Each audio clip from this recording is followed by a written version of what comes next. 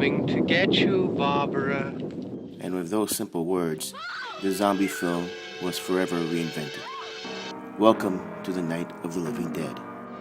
And I use the word reinvented because yes, the zombie had been around for a long time before writer-director George A. Romero got his hands on them.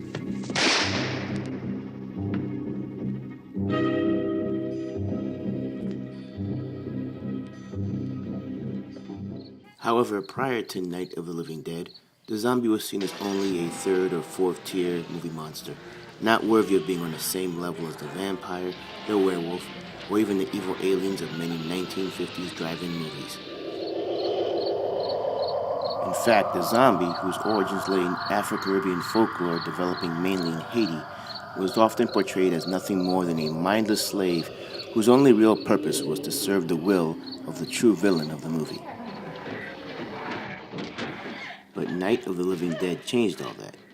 This dark and compelling tale showed the world that these often slow-moving, rotting ghouls with a taste for warm human flesh could pose a serious threat all by themselves.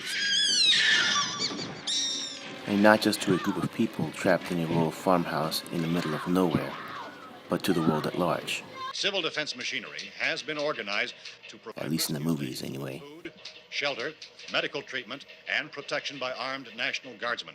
Shoot him in the head. That's a sure way to kill him. And in the movies, the zombie, by virtue of being a Walking Dead version of us, can easily serve as a conduit for all of our fears about our often unpredictable human nature. And this conduit for our fears is the reason why this film works so well as a commentary on late 1960s race relations in America. Additionally, Night of the Living Dead comments on the then-current Vietnam War, with the zombies standing in for U.S. troops made to feel unwelcome upon their return home. But on top of all the preaching to the public, this is still a horror movie, and a damn good one at that. Night of the Living Dead has left an indelible impression upon me, first as a film fan, and later as a filmmaker.